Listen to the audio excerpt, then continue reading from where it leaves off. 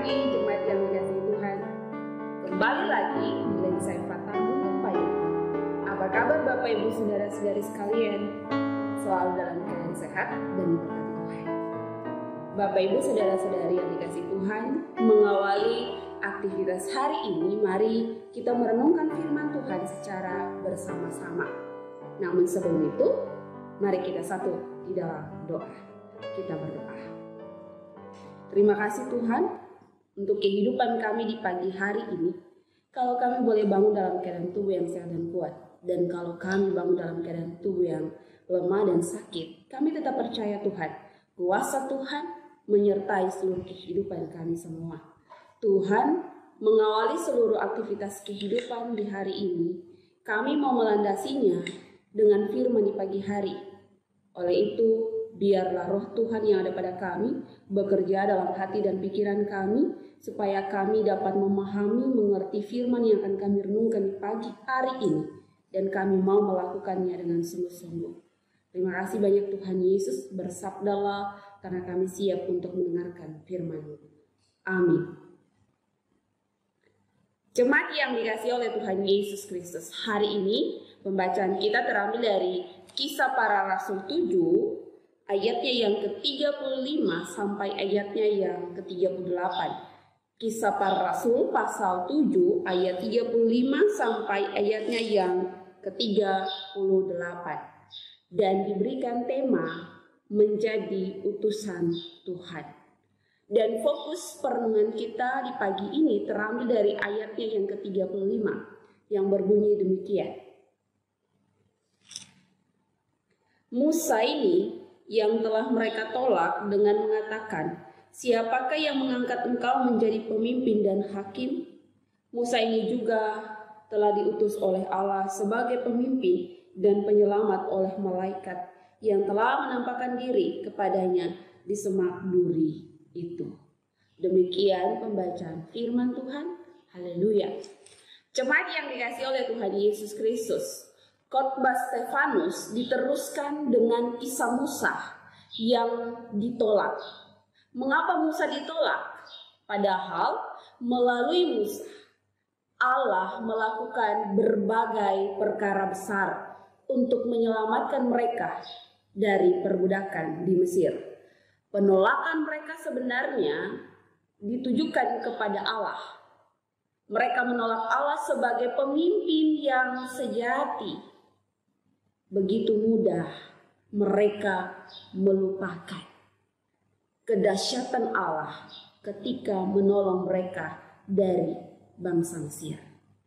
Mereka lupa bagaimana Allah menyertai mereka di padang gurun dengan tiang awan dan tiang api, roti mana dan air.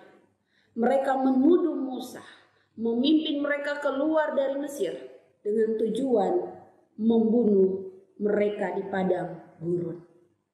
Sekalipun Musa dituduh, Musa tetap bersedia dan tanpa ragu memenuhi panggilan dan pengutusan Tuhan. Sebagai utusan yang Tuhan pilih, Musa tetap berserah kepada Tuhan atas apapun yang dihadapi dalam karya kepemimpinannya. Bahkan sampai kepada karya mujizat yang ia lakukan merupakan kuasa Tuhan. Melalui setiap mujizat itu, Allah mau menyatakan kepada setiap umatnya bahwa Musa adalah utusan Allah. Dan Allah akan selalu menopang Musa. Menopang Musa dalam seluruh karya kepemimpinannya yang ia lakukan bagi bangsa Israel. Oleh itu, setiap dari mereka harus mengikuti perintah yang Musa berikan. Dan semua perintah itu berasal dari Allah. Dengan demikian Bapak Ibu Saudara-saudari yang dikasihi Tuhan, firman Tuhan mengajarkan kita saat ini bahwa akan ada tantangan dalam setiap karya pelayanan yang Tuhan percayakan kepada kita semua. Apalagi apalagi yang terpanggil menjadi seorang pelayan-pelayan di gereja, pastinya akan ada banyak tantangan dan penolakan. Dan dalam tantangan atau penolakan itu, kita harus tetap berserah kepada Tuhan. Bukan hanya para pelayan di gereja saja, melainkan Bapak Ibu saudara-saudari yang ada di rumah, kita semua adalah para pelayan bagi Tuhan dalam kehidupan kita sehari-hari, di dalam tugas dan tanggung jawab kita semua. Dan dalam semua itu akan ada banyak penolakan-penolakan dan tantangan-tantangan yang terjadi. Namun tetap percayalah bahwa Tuhan Allah tetap menyertai dan mengutus kita semua untuk dapat menyelesaikannya dengan kuat kuasanya. Bahkan mujizatnya akan nyata dalam setiap langkah hidup kita.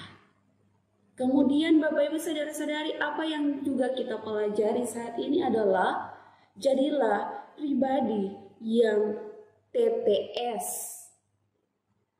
taat, tekun, dan setia. Sekali lagi, jadilah pribadi yang TTS, taat, tekun, dan setia dalam melayani Tuhan.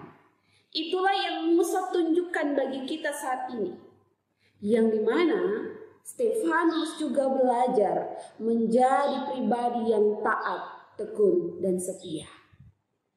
Jemaat yang dikasihi oleh Tuhan, ingatlah bahwa Tuhan hadir dalam seluruh kehidupan kita. Karena itu tidak perlu takut, gentar, dan cemas. Jalani saja kehidupan ini, laksanakan saja tugas dan tanggung jawab kita dengan baik, benar, dan takut akan Tuhan.